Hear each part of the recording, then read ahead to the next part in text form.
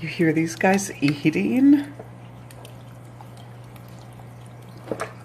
Oh my goodness.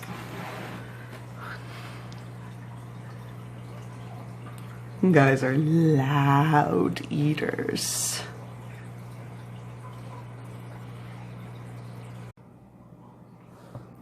Hi, Langham here. I'm sorry this video has taken me a little bit longer to record. And also I look kind of terrible. I've been fighting some really icky health issues related to my autoimmune disease this week, and I have hives all over, like from like here to here. I had to put on so much makeup to try to hide the hives on my face, and you can kind of still see them. So please don't make fun of me. It's an autoimmune disease. Also, like, some people from my real life have found my YouTube channel. So, hi guys, please don't tell all of the other cool kids that you found me on YouTube just being like silly, like talking about fish. Awkward intros aside, I'm here today to talk to you about CARE's Fish Preservation Program, and that is something I have loved being a part of in the hobby. I keep 2 CARES species. I'm going to show off one of them in this video, my rarest one. And here's a little information on exactly what the CARES Fish Preservation is. Founded in 2004, the CARES, Conservation, Awareness, Recognition and Responsibility, Encouragement and Education, and Supporting and Sharing Preservation Program is based on the critical and timely significance of conservation, educating the public, and bringing awareness as hobbyists to the issues involved, public recognition of members, and our responsibility as fish keepers. The purpose of CARE's preservation program is to encourage hobbyists worldwide to devote tank space to 1 or more species at risk and distribute offspring to fellow qualified hobbyists while forming an information network where possibilities between aquarists, scientists, and conservationists.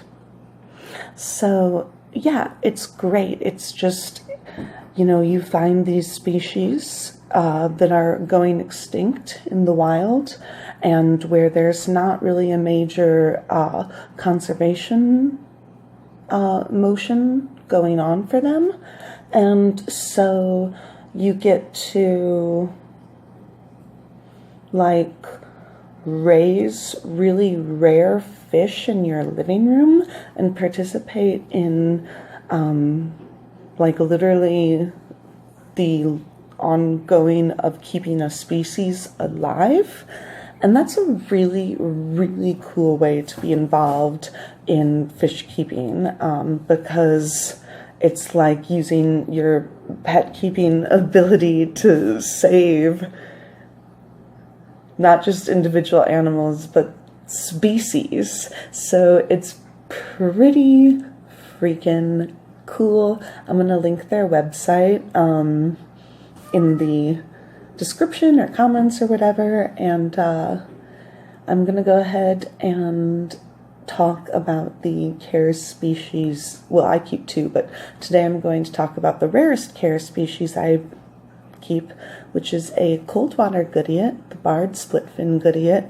I cannot pronounce their Latin names, so I'm going to write that here and maybe here, just several places throughout the video. I'll make sure that the Latin name is written in there, but I'm going to be showing you my barred splitfin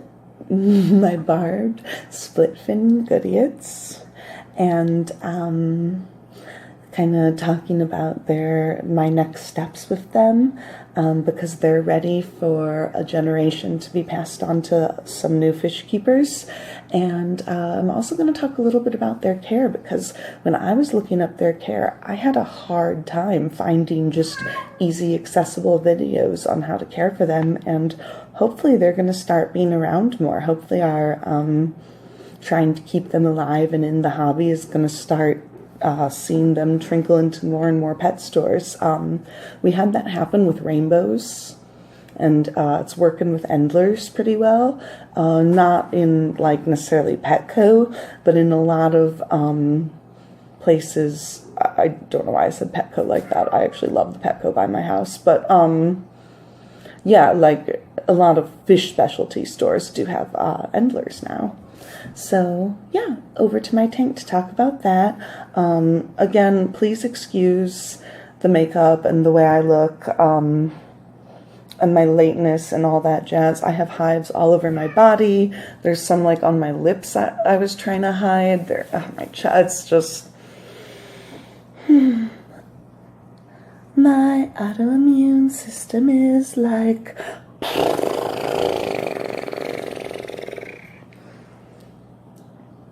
Over to our tanks.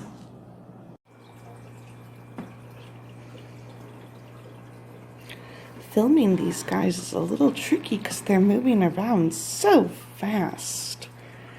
Also, I have done what I can for the glare, but you're just probably sometimes going to see my reflection in the tank. I'm very sorry. I'm in my Target bathrobe, and I mean, Target still won't sponsor me, but I'm still saying these 6-year-old bathrobes are pretty awesome. So, these are my barred splitfin Goodieds. They are a cold water fish, which is really awesome. There aren't actually tons and tons of cold water fish commonly available in the freshwater hobby, and so it's always fun to find one. They max out at about 4 inches long, usually a little bit smaller. You can see my big girl here is full grown. They're really beautiful. I don't know if it shows up on camera that they have these kind of like yellow lines on, yeah, it's showing up. They have these kind of yellow lines on the ends of their tails, and they also have this really beautiful shine, kind of like rainbowy like glimmer over their scales. And as we know, I cannot pronounce their Latin name, but it translates to something like the firefish, and it's because they look like they have little like grill marks on their side. They would do, you really should get at least a 29-gallon tank for them. The bigger the better, because they're live bearers. They are not super eaty towards their young, which is nice. Their personalities really remind me of mollies, aside from the fact that they're not super eaty of their young. Like mollies will totally eat their babies, and I'm sure these guys will too, but they're not as likely to. And their babies actually come out bigger than your average fish fry. And then they just go and grow up in this Java moss and in the little rocks, and then come up and join their big kid friends. So it's interesting because in the wild, these guys were considered largely algae eaters and herbivores, but I have terrible time with them not eating any algae and constantly having algae problems on their tank. And they do nibble at duckweed and things like that when I give it to them, but for being a fish that was largely an herbivore, these guys really like meat. They really go nuts for like bloodworms and brine shrimp, and even just like I have like a goldfish food that's made out of mosquito larvae or something, and they go nuts for it. It's funny because they're supposed to be not herbivores. Most fish are omnivores, but they're supposed to be largely algae eaters, and I just have not found that. And when I was researching, it seems like a lot of people have found that. Even in the wild, fishers report to see them jumping out of the water to get flies. So I wonder if they don't have a bit more of a carnivorous spirit than it's documented. But yeah, they're real good eaters, good omnivores. You can feed them on a high quality flake and mix it up with some things like bloodworms, duckweed, things like that, and they'll be so happy. They usually get pregnant with water changes, and I think that is because the change in temperature inspires them to breed. With the history of this tank, I really don't know what I'm going to do with them now that they are a big colony. I don't know if I should rehome the whole colony, because this isn't a great spot for a tank, or at least a water tank. It's right by my window, and it's the only place in my house I really have for this tank. So I've considered, finding great places to pass these guys along to, and setting my hermit crabs up here so that I wouldn't have a tank with such algae issues. But I also really love keeping a Charis species, and I think I'm just going to start out giving away about half of them and let them breed some more and then see what I feel about it. I have found a local fish store that is interested in Charis and is down to take them for me and find good homes for them. Like, we discussed the importance of them being carers and going to somebody who's going to take care of them. So that's great. I have found they do best in a species-only tank.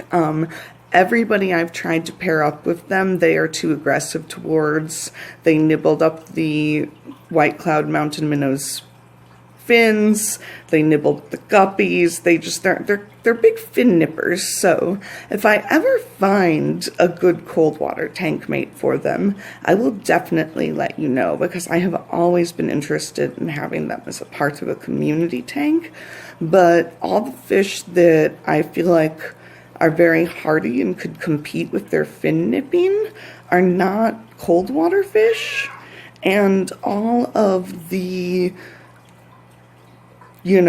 cold water fish that I have tried with them or have thought about trying with them, they've just been too mean to, and I've had to move them to another tank.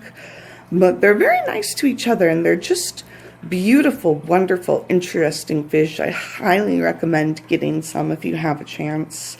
I highly recommend getting involved in cares. It is a great way to get interesting fish and really be using the space in your home to save animals at the largest possible level.